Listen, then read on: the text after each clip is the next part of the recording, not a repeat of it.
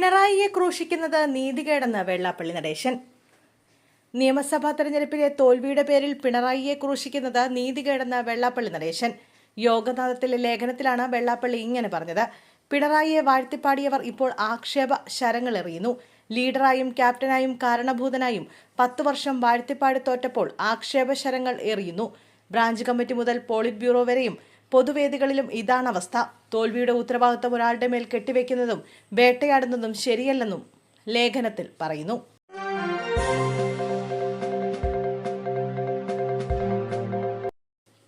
ഒന്നര വയസ്സുകാരുടെ കൊലപാതകത്തിൽ ഞെട്ടിക്കുന്ന വിവരങ്ങൾ പുറത്ത്. നെടുമങ്ങാട് 1.5 വയസ്സുകാരൻ കൊല്ലപ്പെട്ട സംഭവത്തിൽ മനസ്സാക്ഷിയെ ഞെട്ടിക്കുന്ന ക്രൂരമായ വിവരങ്ങൾ പുറത്ത്.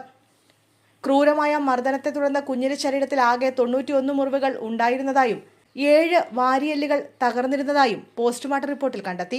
തലയിലേറ്റ കടുത്ത ക്ഷതത്തെ തുടർന്നുള്ള നീർക്കെട്ടും ആന്തരിക രക്തസ്രാവവുമാണ് കുഞ്ഞിന്റെ മരണത്തിന് കാരണമായത്.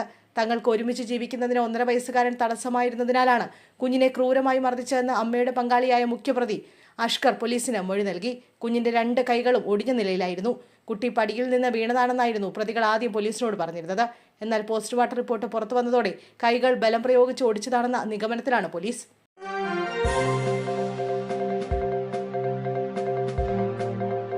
പ്രതിപക്ഷ നേതാവ് പിണറായി വിജയൻ കാറിന്റെ നിറവും മാറ്റുന്നു.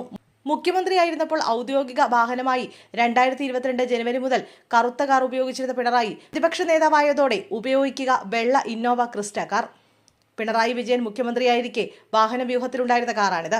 നിലവിൽ AKG സെന്ററിലെ കാറിലാണ് പിണറായിയുടെ യാത്ര. പ്രതിപക്ഷ നേതാവ് എന്ന നിലയിൽ ഉപയോഗിക്കാൻ പോകുന്ന കാറിന് 99 എന്ന നമ്പറും സർക്കാരിനോട് ചോദിച്ചിട്ടുണ്ട്. 2022 അന്നത്തെ പോലീസ് മേധാവി ലോക്നാഥ് ബെഹ്റയുടെ ഉപദേശപ്രകാരമാണ് പിണറായി കറുത്ത കാറിലേക്ക് മാറിയത്.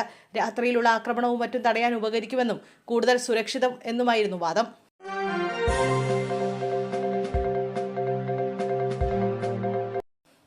കൊളുക്കുമലയിൽ യുവാവ് കൊക്കയിലേക്ക് വീണു. രക്ഷാപ്രവർത്തനം ആരംഭിച്ചു.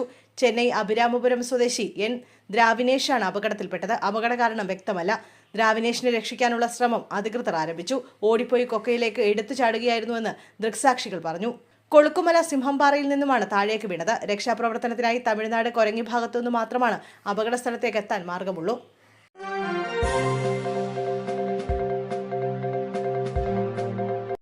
ശസ്ത്രക്രിയ കഴിഞ്ഞ മധ്യവയസ്കന്റെ കാൽ പുഴുവരിച്ച നിലയിൽ. സംഭവം തിരുവനന്തപുരം മെഡിക്കൽ കോളേജിൽ ചികിത്സയിൽ കഴിഞ്ഞിരുന്ന രോഗിയുടെ സർജറി ചെയ്ത കാലിൽ പുഴുവരിച്ച നിലയിൽ കണ്ടെത്തിയതായി പരാതി. പാരിപ്പള്ളി സ്വദേശിയായ രാജേന്ദ്ര പ്രസാദിനാണ് ആശുപത്രി അധികൃതരുടെ ഗുരുതരമായ അനാസ്ഥ മൂലം ഈ ദുരനുഭവം ഉണ്ടായത്. മെഡിക്കൽ കോളേജിൽ കടുത്ത ചികിത്സാ പിഴവാണ് സംഭവിച്ചിരിക്കുന്നതെന്ന് രോഗിയുടെ ബന്ധുക്കൾ ആരോപിച്ചു. കഴിഞ്ഞ മാസം 28-ാം തീയതി ഉണ്ടായ ഒരു ബൈക്ക് അപകടത്തിലാണ് രാജേന്ദ്ര പ്രസാദിന്റെ കാലിന് ഗുരുതരമായി പരിക്കേൽക്കുന്നത്. അപകടത്തെ തുടർന്ന് ഇയാളെ മെഡിക്കൽ കോളേജിൽ പ്രവേശിപ്പിക്കുകയും പരിക്കേറ്റ കാലിൽ ശസ്ത്രക്രിയ നടത്തി കമ്പിയിടുകയും ചെയ്തു. സർജറിക്ക് ശേഷം കഴിഞ്ഞ 5 ദിവസമായി ഇയാൾ തീവ്രപരിചരണ വിഭാഗത്തിൽ ചികിത്സയിലായിരുന്നു. ഇന്ന് 5 ദിവസത്തെ ICU വാസത്തിന് ശേഷം രാജേന്ദ്ര പ്രസാദിന്റെ ജനറൽ വാർഡിലേക്ക് മാറ്റിയപ്പോഴാണ് ഞെട്ടിക്കുന്ന സംഭവം പുറത്തറിയുന്നത്.